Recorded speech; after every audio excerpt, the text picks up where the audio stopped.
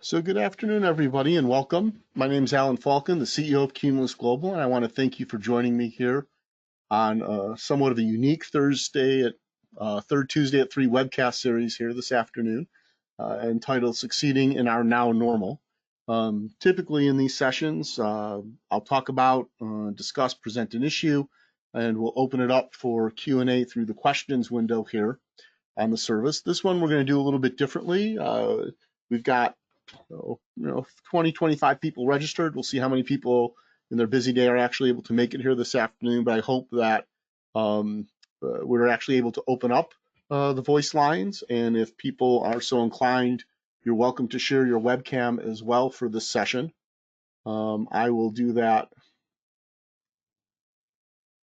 here momentarily as well, so you actually have a chance to see what I look like, including my self self-treated, self-trimmed haircut that I gave myself a little bit last week. So, sort of to get started today, a couple of our normal housekeeping things. One, the audio is muted. We may decide to unmute it depending on participation. Normally, we ask folks, and you can still do this today, using the icons at the top or right-hand side of your screen to click on the questions window. That does let me track who's asked questions, which ones we've answered, so that I can make sure we address all of them before the end of the session today. And we are, as always, recording this session, although given the nature, I'm not sure this is one that we would repost. We'll sort of see how it plays back and how it seems, if we think it'll be good for a passive audience to watch. As always, we have other events and resources. All of our webcasts are available on demand on the website in our resource center. Additionally, if you go to our homepage, we have a series of blog posts and resources related to COVID-19. We're updating them every few days, given what's happened in Washington, D.C. today and in some of the locations where we have a large number of customers. I expect we'll be updating several of the blog posts late this afternoon or this evening, and should have them refreshed tomorrow. So a good idea to check back again. We also have, if you scroll a little bit further down on the homepage, we have an offer, a COVID-19 response and recovery assessment. This is really where we sort of take a look and discuss with you how COVID-19 and the current economy and business environment is affecting your business. How your current IT is sort of supporting how well it's supporting what you need to do as far as adapting your business and being ready both in the short term and in the longer term, both for immediate response and long-term recovery. And then if there are any gaps, we can talk about, if you want to fill them or how, and how to do that in an affordable way, as well as, if we see potential opportunities that are unique to the current environment, how can your existing technology or any small incremental technology help you exploit that? For most of the companies we speak with doing these sessions, we're actually helping them sort of eliminate some short-term complexity that's been added to their environment. We've had a number of customers where as people started working from home, there was a personal scramble to sign up for file sharing services and video conferencing services. And for a number of these businesses, that actually put the company at risk because of private data privacy and customer information privacy concerns. And so a lot of what we've done is actually make sure that companies, whether you're our customer currently or not, understand the capabilities of your current IT suite and what it can do for you, and help you live within, if possible, within that existing secure environment, rather than spawning off and having each employee scramble to pick tools and applications that they feel are helpful, but may add cost down the road, certainly add complexity, make it difficult to manage, and have that governance process. So, interestingly enough, most of those assessments have really led to simplification and in some cases even cost savings, while still helping companies, our clients, and many who are not our clients, better adapt to the current world in which we live. So that's sort of the pitch up here. Is you filled out and as people registered for this event, and we had some other people who told us they weren't going to be attending but did fill out our survey. We asked about near-term and short-term, near-term and long-term issues as well as near-term goals and long-term goals. I sort of wanted to share with you what we learned through that process, um, starting with some of the near-term issues. And some of this may, be a surprise to you. Some may not. We actually were a little surprised by some of the results.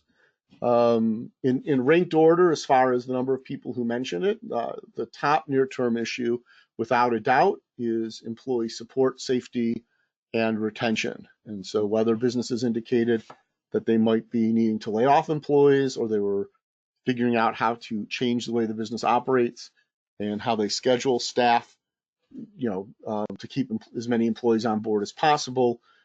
Clearly, with all of the focus on the payroll protection program loans, the businesses who were able to benefit from that, and of course, some of the issues with that program have brought this to the attention. So, for me personally, it was refreshing to see that employee support, safety, and retention was the number one near-term issue, even above some of the revenue and cash flow issues that many businesses are facing. Second was really, how do we operate in this new world environment? So it sort of makes sense. Start with our people, then go to our processes. Is everyone able to work from home effectively?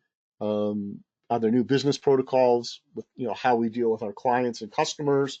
How do workflows have to change since we're not physically located together, and maybe even using some different technologies involved?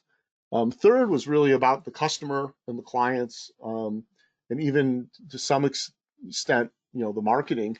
How do we connect with clients and customers? How do we keep them engaged and relevant, even if we're not able to deliver our products and services at this point in time? What type of system do they need in place, or supports do they need? And a number of responses talked about maintaining the brand. How do we update the image of our brand and keep it current within our customers' minds, so that as the economy opens up, we're top of mind and they hopefully come back to us. And hopefully, as we get through and we open this up for a little discussion, we can, you can share some ideas that you have. I can share some of the things that we're doing as a company as well. And then, interestingly enough, the next three bullet points all came in tied in the survey. So it's for A, B, and C. Expanding business and connecting with prospects. Again, this is sort of the marketing and sales. Concern about the business conditions, the overall market for what some of us do, and supply chain and the disruptions that those disruptions to so many supply chains that make it sometimes difficult to do what we do, and cash flow as well. So obviously that's important. Cash is king, and maintaining it in your businesses is pretty critical. Further down the list, the respondents really got into more hands-on and more pragmatic, I guess, tangible, pragmatic issues. A lot of questions and concerns about technology and logistics. Is my team working effectively remotely? Are they able to collaborate? Are they properly using the tools? Do we even have the right tools in place? How do we reformat our meetings? We're used to doing things in person or by conference call. Is it really is Zoom really the best solution, or should we be using other services? And in voice integration, of particular, since you have, what we've seen is most companies that have a mobile sales force or field personnel have some form of voice integration that connects those individuals in through the company phone system. What we've learned is that for a lot of companies who have people working from home for the first time who don't normally do it, the voice integration is more of a challenge. And there's certainly your existing phone system might be and service might be adaptable. In some instances, we've seen companies successfully overlay an additional service on a temporary basis to meet specific needs. Longer term, you guys are definitely looking at, use near-term issue, also looking at how you're going to reopen or return to the office. Several folks are worried about the very survival of their business. That's certainly understandable. And really, even in the near term, what's this new normal? What does that look like for business? We've got some folks from the education side, and the K-12 and the pre-K, even some higher ed involved in the survey. What's education going to look like in the near term? Here in Massachusetts today, the governor announced that schools will physically remain closed through the end of the school year. So districts that were hoping for a late June return for a couple days or a week, those plans are now gone, and those hopes are gone. So education's remote, it's distant, it's a different dynamic. So that's not much different than how a lot of businesses are operating, and how how teachers and students interact is not much different how managers need to react and work with staff, and your team has to interact and work with your supply chain, with your customers, with your business partners, etc. On the long term, um, a little less diversity in response, but still interesting. Long term is where more of the uncertainty of the current situation, survivability, and cash flow issues, paying bills. So my sense of this is people are thinking in the short term we're okay. We've got some cash in the bank, or we got the PPP loan that gives us, 8 weeks of payroll and contribution towards some other expenses that if we manage how we spend the money well, the loan's forgiven. It's sort of a grant that frees up cash for other things or for longevity. But beyond that, how uncertain are things? Businesses that haven't laid off people yet or are very concerned about staff retention see that as a long-term issue as well. Even if we make it through this initial crisis and where we are today, how are things going to look in 6, 8, 12 weeks? Will we end up having to lay off people then? And what's interesting is a number of folks sort of mentioned that, now that they've started working remotely, how do we keep these new skills honed and expand on them and keep them around after the crisis? In what role, how do we want remote work to be a part of our ongoing, business operations, almost the new post-COVID-19 normal? Further down the line for long-term issues where people concerned about making sales quotas and keeping sales going. Clearly, this impacts different industries and lines of business very dramatically. Across the breadth of our 900 plus customers in multiple industries, we've got businesses that are expecting no sales for the next 2 to 3 months. We've got other businesses, because of what they do, are seeing some surge in demand and are having to deal with that, given the logistics of operating in the social distancing and remote work and work from home environment we're in now. A number of folks said that long term they're going to see a need for more online business development. That while it's necessity now, it's something that they think will become more of an expectation as people see how this is viable and how it works. And finally, the issue of equity. And we heard this most from the educational participants in the survey. How do you ensure that every child is getting, has equity when it comes to access to online and remote education? And what fascinated me is we had a number of businesses as well step in and say, we want to make sure this environment is equitable for our workers. And following up with a couple of them, on what do they mean by that? And they're like, we sort of assume as business owners, hey, as a business owner of a tech company, I have high speed internet at home. We, even as a small company, we check with all of our employees. Do you have sufficient internet capacity to work from home while your kids are doing their schoolwork and while other family members might be streaming and occupying their time or entertaining themselves? Do you have enough? Do you have can you take home a company device, or do you have a device at home that's suitable for work, and is it secure? Do you have that access and that capability? Even even for employees who need and want to keep working, but might be taking care of a sick relative, or needing to supervise children who are home physically from school, particularly at times when they're not actively involved in online learning sessions. And so that gives different individuals, different employees, different access to the ability to work and get their job done.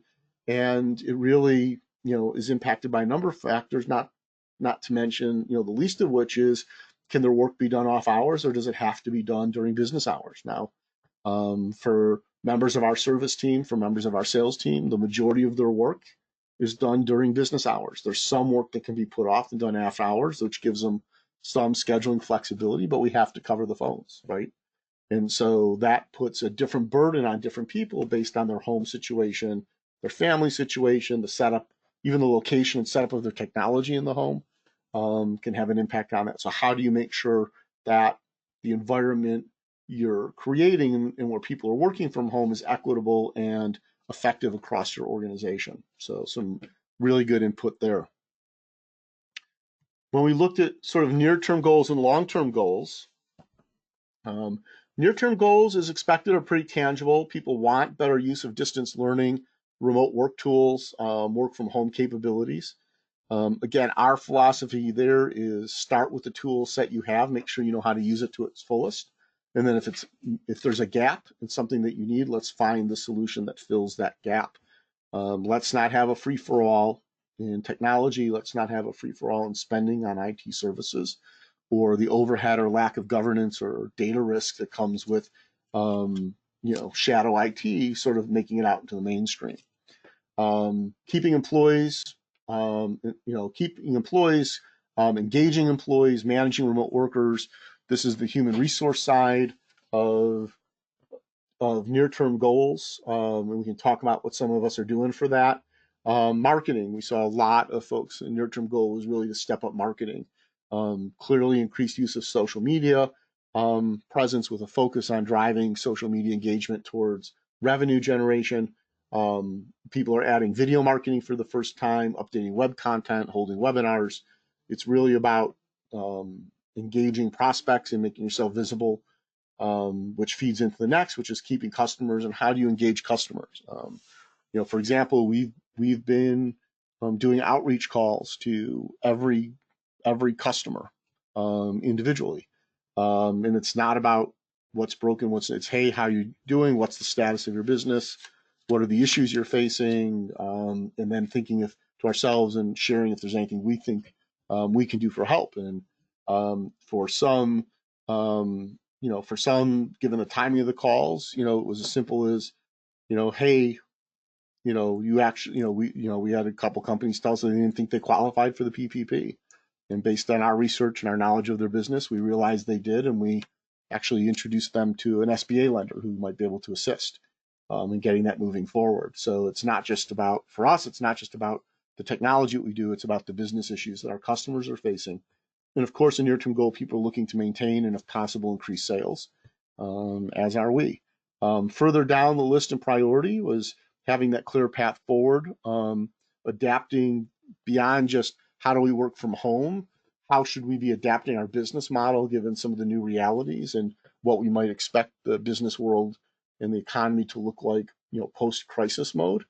Goals about staff development, particularly companies that are still hiring in the current environment, onboarding and video training.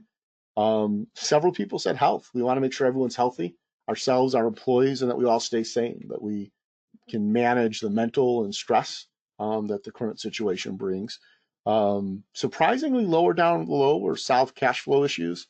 I'm hoping this is a good indication that at least in the short term, most of us feel that cash flow is acceptable or workable, and that cash flow issues seem to be seen as more of a long-term issue and a long-term goal, or long-term problem than it is a short-term issue. And finally, business continuity. We've had a number of respondents indicate that they felt that, while they have backup and recovery, they weren't really equipped to quickly move to business continuity. And what's interesting is, in this situation, we're out of our physical offices, many of us, because of stay-at-home rules. It's not much different than being out of your building because it's damaged by a tornado or a hurricane or a fire or a chemical spill down the road. The difference is that this stay-at-home is, for most of us, is weeks, not days or hours. And so people are realizing that, I think for the better, that business continuity planning and preparedness is more than just about how do I quickly recover from a short duration disaster. It's really how do I make my business resilient so that it can keep operating for a period of time until things can get back to normal, which may or may not be quickly. And I think part of our now normal and the new normal is that we may see more disruptions like this that are longer in terms. So the longer term goals consolidated down into these four, actually pretty much with equal weighting. So I didn't want to prioritize them or prioritize the feedback. Long-term goals, definitely people want to keep the doors open. They want their business to survive. A lot of people are looking and see long-term that they need to update their marketing message and their value proposition. That things that rang true back in January, February, or late last year might not be ringing true or resonating well now. And given expectations as the world starts to reopen over the next several months, and what the economy may look like for that period of time, a new marketing, an updated marketing message, and a different or clarified or more precise value proposition might be in order there as well. We saw equally long-term upskilling the team for remote work, webinars, and video calls. I think the feeling is in the short term, the goal is get people able to do it. That functional and operational, being able to actually manage the call is great. And over time, we'll work on having people be able to do it and do it well. And that sort of makes sense. It's the longer term view here and the goals. And then another long-term goal, which surprised us a little bit in that it was equal weight with these other three, was prepare for future shutdowns. And this sort of takes that short-term goal of business continuity into long-term. So, I think there's an expectation that, whether we see a rebound in future closings because regionally, because of outbreaks as states try and open up the economy over the next 2 to 4 months, or even as some scientists are predicting, that come fall and flu season again, we can see another major outbreak of this or a mutated version of COVID-19 that would require quarantining or stay-at-home orders, much like we're under now again. And the realization that as the world changes, we're all now probably more susceptible to these types of shutdowns going forward. Once something happens that you never really thought in the realm of possibility in modern times happens, you sort of want to prepare for it. So a little surprised that people are expecting future shutdowns like this, but relieved that they sort of set it as a goal to be able to prepare for them. So, with that, again, reminder, if you have questions, if you want to chime in or say something or provide some input, feel free. In the GoToWebinar system, you can actually click a button and raise your hand. That signals me that you want to chime in and talk. Given the number of folks who've actually joined the session, I'm happy to open up your mic, and we can do this, by audio. And I believe you're allowed to share your webcam as well. If you wanted to share a video of yourself on video, that's fine. Don't feel obligated to do that. Or simply open up the questions window, ask the question, and indicate if you want to ask the question live, or you want me to ask it on your behalf and have people chime in and talk about it. So feel free to raise your hand or ask a question in the questions window at any point in time. I really didn't want this session just to be me talking for the whole time. I do sort of want to talk. I'm waiting for some questions and people to raise their hand. I assume many people on today or watching this webcast have flown on an airplane. And what's interesting is way back in my younger days, I happened to be on an airplane that made an emergency landing because of a serious engine failure in which we lost pieces of the right engine of the aircraft as we headed back for an emergency landing. And after that, and talking with folks, I sort of learned a little bit about what pilots are told to do when the unexpected happens. And then this was again, when Captain Sully Sullenberg landed his plane in the Hudson River in New York. In one of the many media interviews, he was asked, what was going through your mind? What were you doing? And he went back to the same crisis management model. And I definitely see the parallels to business. It's how we've been looking at our business. It's how my family and I are looking at our family life. And it really comes into the basic model has 3 steps: aviate, navigate, and communicate. So think of yourself in the cockpit of an airplane. That airplane's your business. Something major, catastrophic happens. It's COVID-19. We have to change the way we work. Some of us have to shut our doors completely. There isn't much time to prepare. So what do? The first thing you do is all of your time and attention goes to aviation, right? To aviate. What does that mean? You keep the plane in the air, right? The first thing you do when you're flying an airplane and something goes wrong is make sure that the plane doesn't land somewhere and somehow you don't want it to. You want to keep it in the air free of obstacles, free of other aircraft. Now, it doesn't mean while you're doing it, you're not talking to your co-pilot. It doesn't mean you're not talking to air traffic control, but all of your time and energy is about getting the plane stable in the air. Once you're able to do that, and you have time and energy, where it's not taking 100% of your focus to aviate, you then navigate. That's where you figure out where you are, where you can head, and how you're going to make it to a soft, safe landing.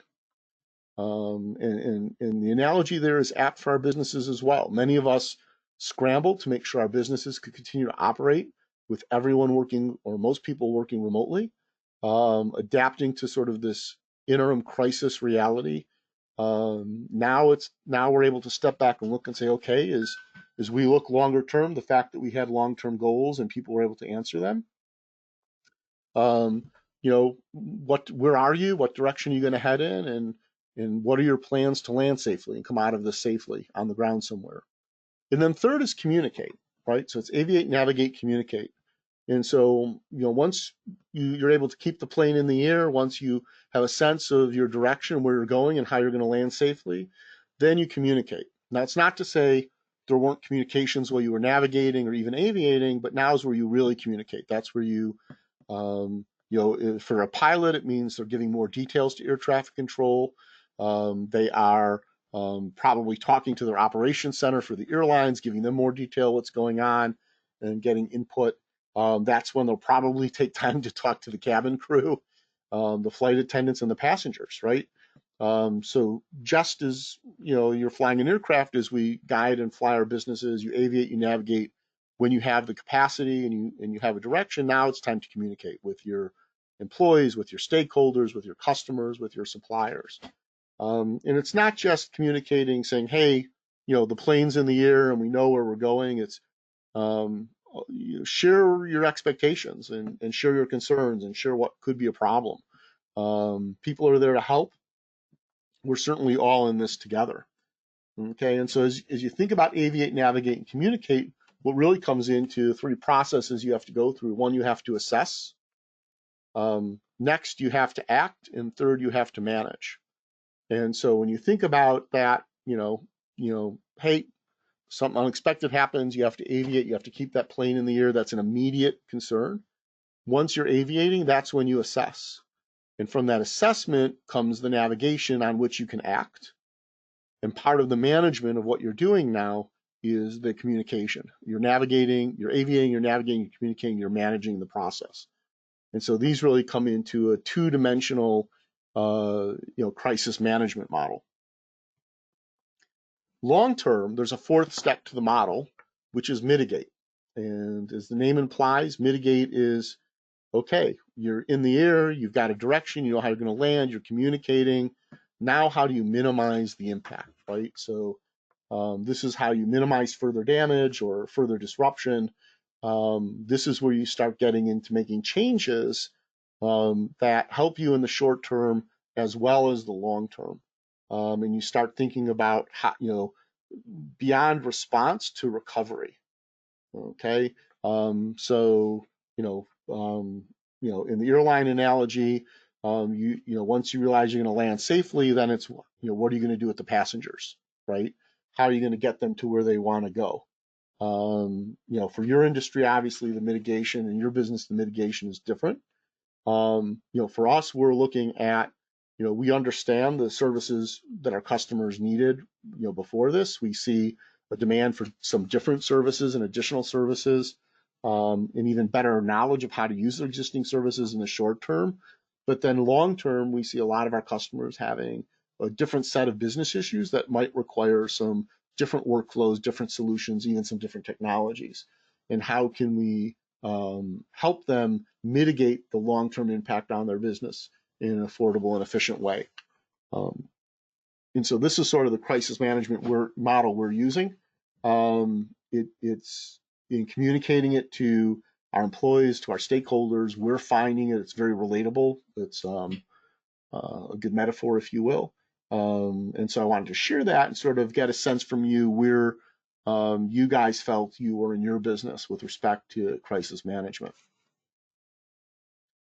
And as I mentioned, as you go through those steps of aviate, navigate, communicate, you have to assess, you have to act, and you have to manage.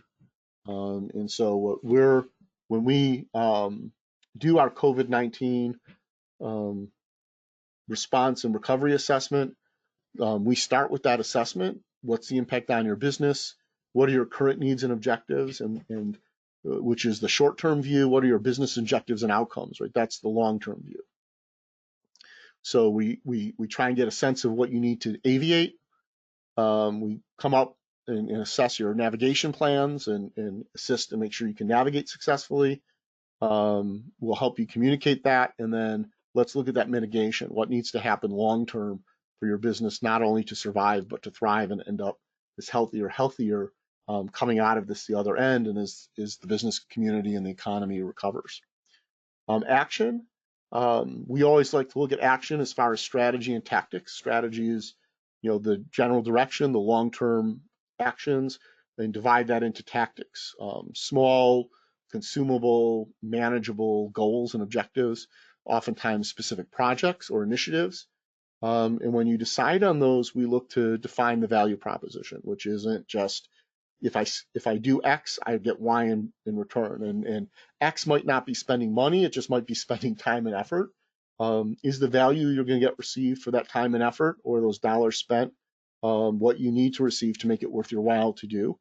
And the other aspect of the value proposition that oftentimes often gets left behind is, what if you do nothing?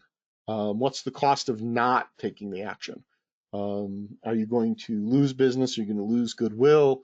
Are your costs going to creep up? Are you not going to manage it? So an example here is, again, we've worked with a lot of companies.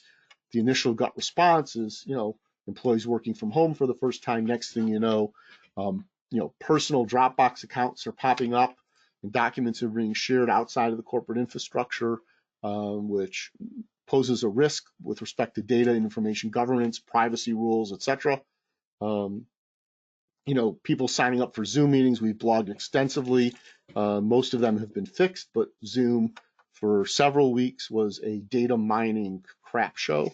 And really, in my mind, a deliberate, cynical, sinister act is a way of taking advantage of people's panic and need for their service during a crisis, and sort of a very unethical business practice, in my humble opinion. And we step back and say, okay, if you let that go and you do nothing, what happens, right? You've got company data that you no longer have control over. Maybe you have client data you no longer have control over. You're putting personal information about your employees and your customers at risk. If the plan is to help employees strategically work better remotely and over video conferencing services, then one of the tactics would be to use the file sharing and document sharing resources you have. Use secure and managed video conferencing and screen sharing tools. If the ones built into your Office 365 or your G Suite environment meet the need, that's great. Let's spend the time and energy to train people to make sure they're comfortable working with it. If not, let's pick a tool that's affordable and meets your specific needs. Looking at the value proposition there, the cost of doing nothing is financial risk, data loss, and governance and management problems. It might not be dollars, but it can be. So there's a cost to do it. There's a cost not to do it. You have to look at both sides of the seesaw, the teeter-totter, if you will. And finally, manage. And clearly, a lot of us have been focused very much on managing our ongoing operations. But if you're going to act, some of those actions and tactics are going to be projects. You need to manage those as well and balance your resources. When we talk about manage, we talk about holistically. It's not just having people do things, it's making sure that they're comfortable, making sure that they're recognized and rewarded and part of the team, that appropriate people are part of the decision process. All is still the best practices you have running your business. When you're all in the office and you can informally meet, in the kitchen, or talk over cube walls or at your office door, translating those conversations into a social media stream or into video calls or even interactive chats, to get that input and that buy-in and still maintain those relationships is all part of the management process. So at this point, I'm really hoping to get questions or concerns from some of you. I'm happy to talk about some of the solutions that we've seen working with small businesses that we've been helping, some of the pitfalls to avoid, some of the other resources available. Let me know, where you want this session and conversation to go.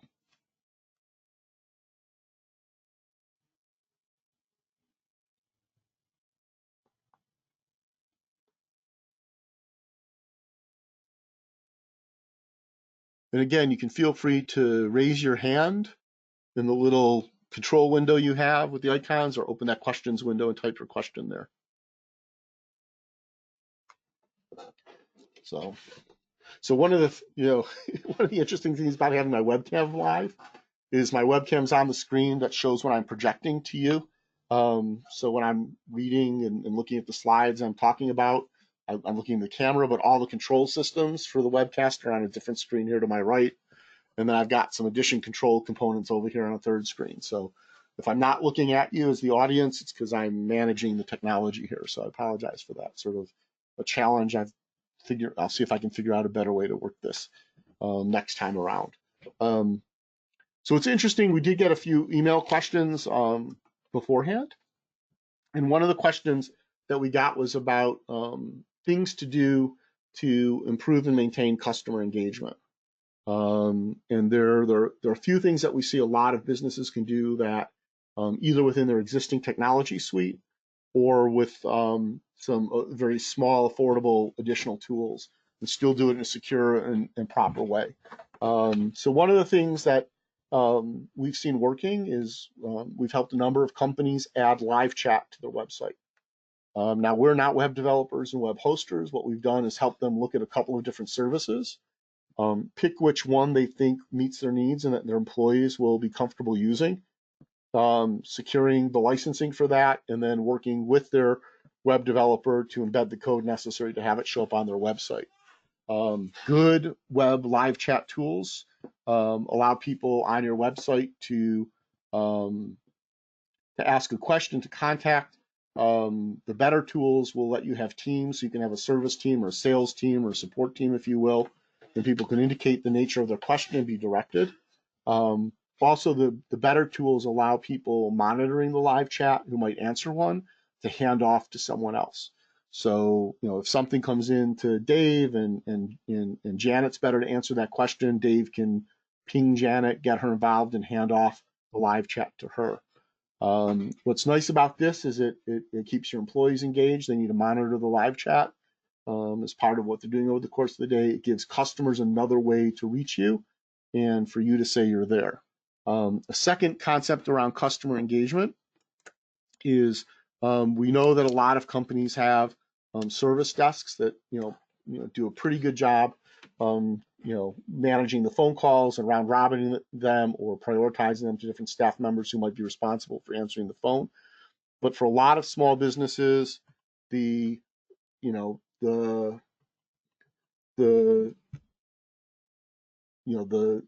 process is less formal.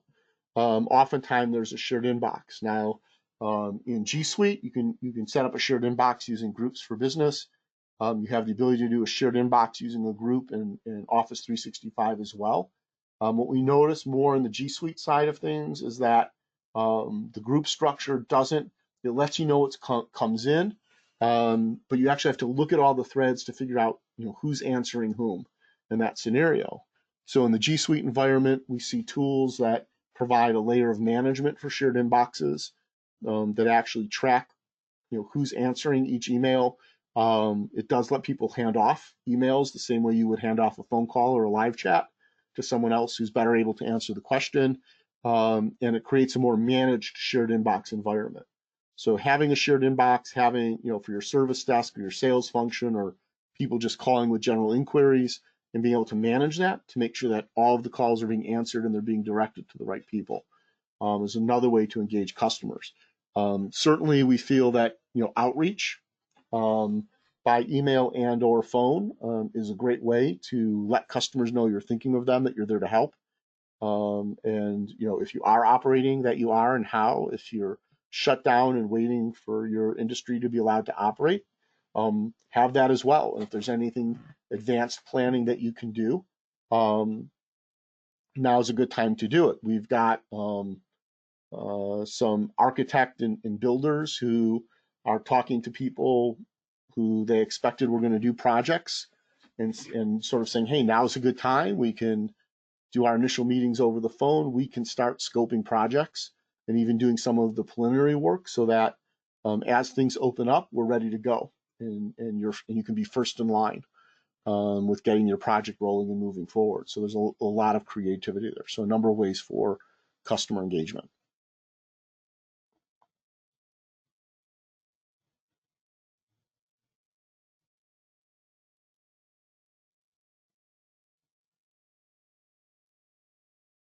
Okay.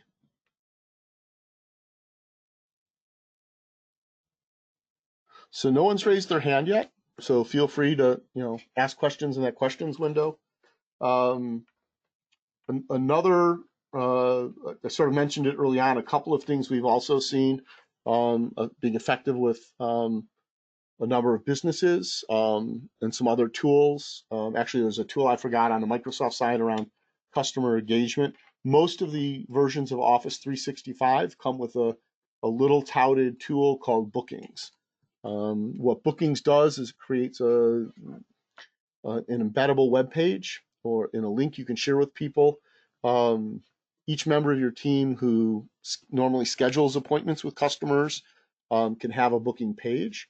They can identify times in which they want to let customers or others book meetings with them.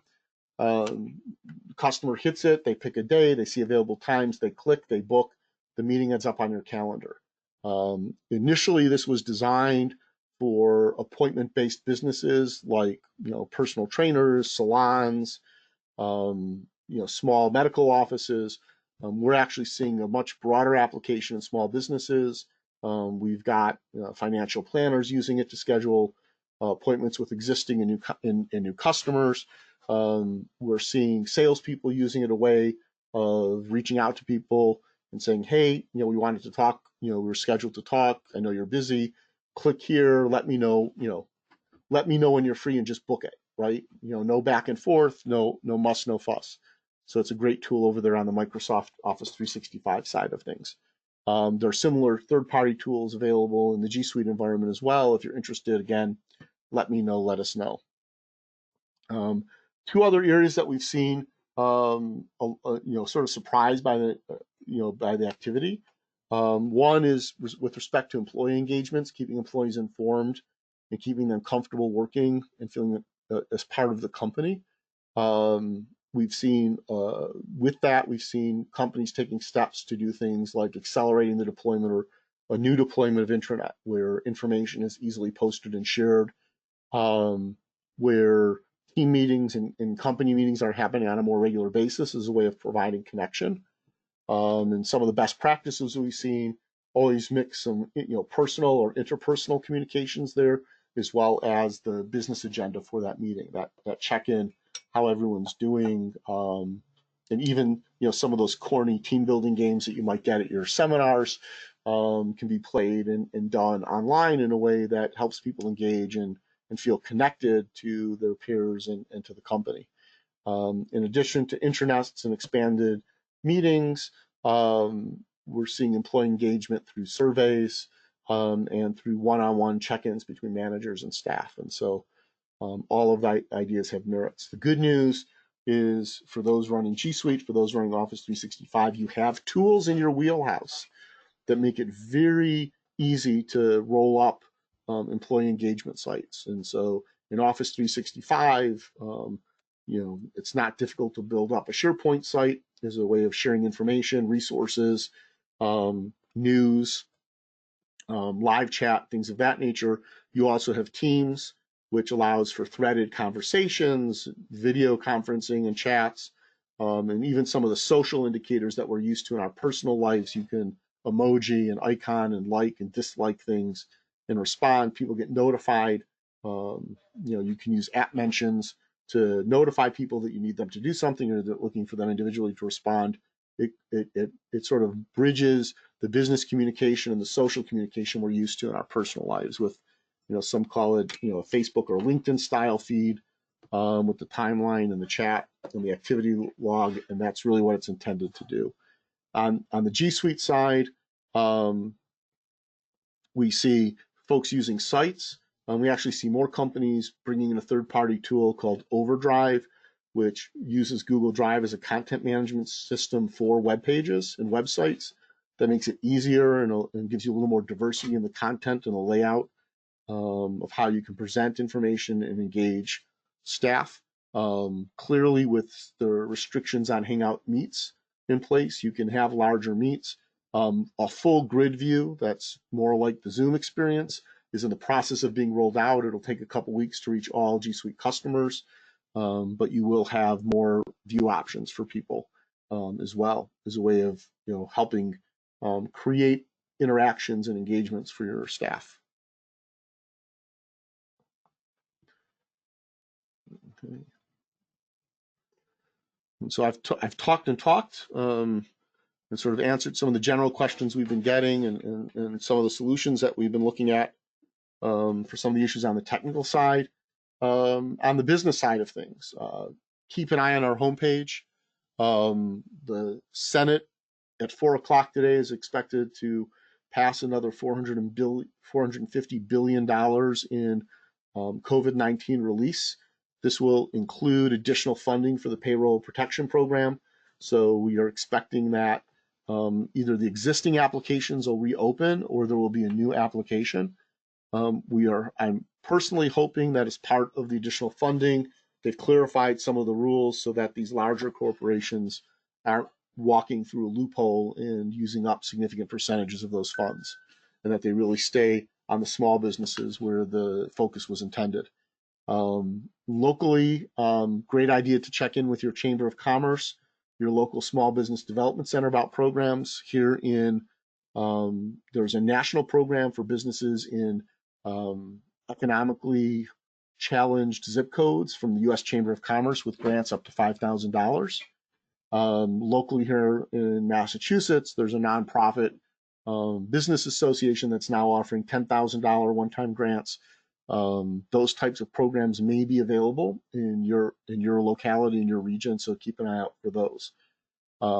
As we go forward, some of what is happening with relief is also regulatory relief, so understand the impact of the regulatory changes, and know that the CARES Act, our last big round of relief funding, which really spurred these SBA programs, was actually the third response to the COVID-19 crisis on the national level. So we are recommending to all of our clients and customers and people we talk with that they also brush up on the Family First legislation that passed earlier that included some pretty significant changes to the Family Medical Leave Act and the federal rules around what you need to do as even a small business owner if someone can't work for COVID-19 related issues, whether they're sick, taking care of a family member, or even if they have children home from school that they need to supervise, which makes them unable to work.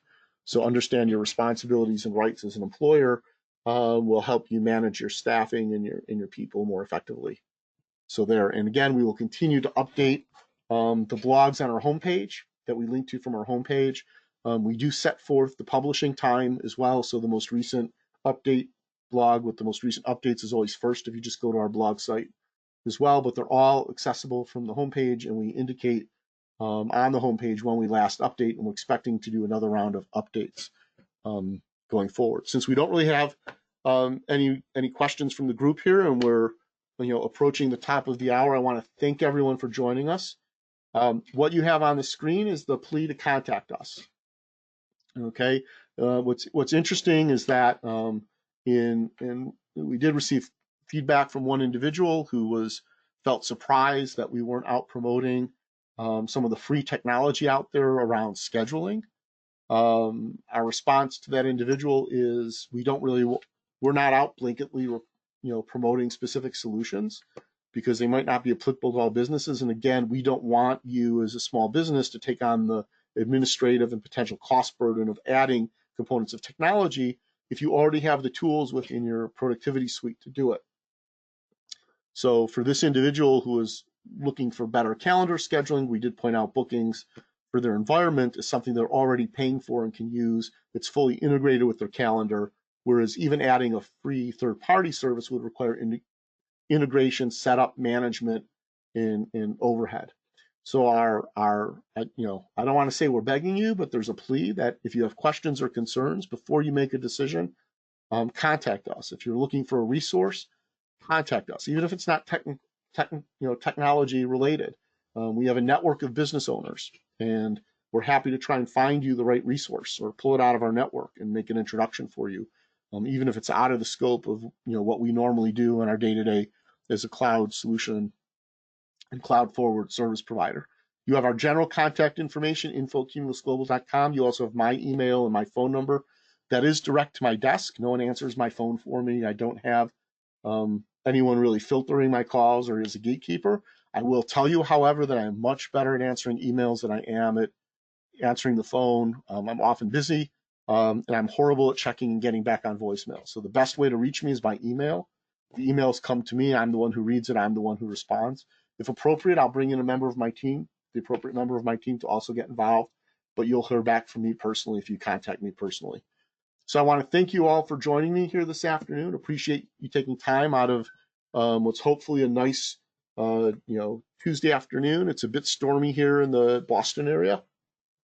So I'm glad we got this in before the power and the internet outages that they're predicting, given the severity, some of the rain we're expecting. But appreciate you taking time out of your busy day and week and during, during this crisis to learn a little bit and share. I do see some questions coming in, so I will stay on the line to answer those questions until we work through it. But I did want to thank folks for joining us, and for people watching the recording of the session, I'm wrapping up the recording now. If you have any questions, get in touch. Thank you.